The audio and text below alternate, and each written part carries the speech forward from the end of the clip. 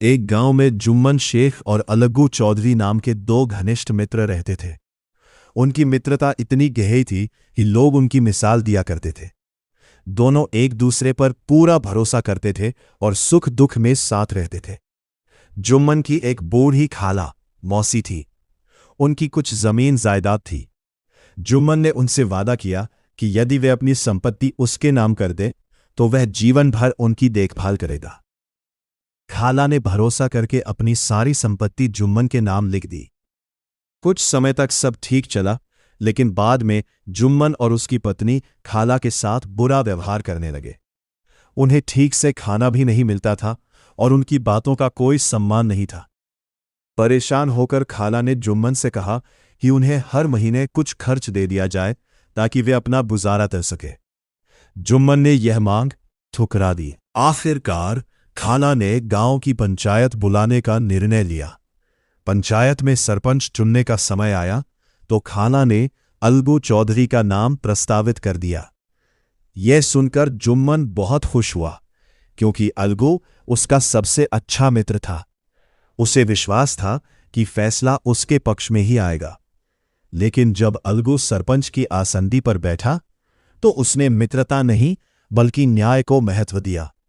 उसने दोनों पक्षों की बातें सुनी और निष्पक्ष निर्णय दिया कि जुम्मन को अपनी खाला का ठीक से पालन पोषण करना होगा या उन्हें मासिक खर्च देना होगा। यह फैसला सुनकर जुम्मन को बहुत दुख हुआ।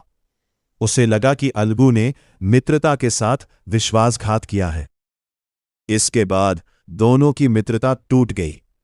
कुछ समय बाद अलगू ने अपना एक बैल समझू साहू को बेच दिया।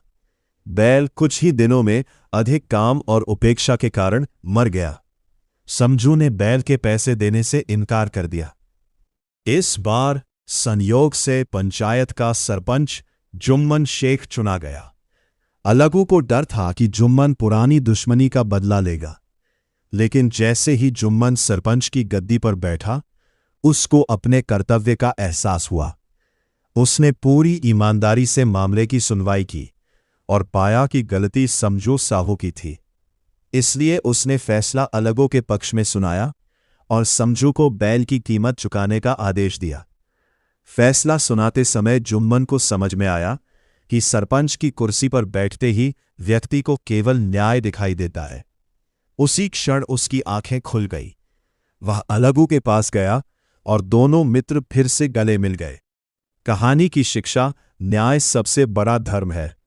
सच्चा पंच किसी का मित्र या शत्रु नहीं होता। जिम्मेदारी मिलने पर व्यक्ति को निष्पक्ष रहना चाहिए। पंच के पद पर बैठकर मनुष्य परमेश्वर का प्रतिनिधि बन जाता है। यही संदेश इस कहानी के शीर्षक पंच परमेश्वर में छिपा है। कहानी पसंद आए तो लाइक करें, अपने दोस्तों के साथ शेयर जरूर करें।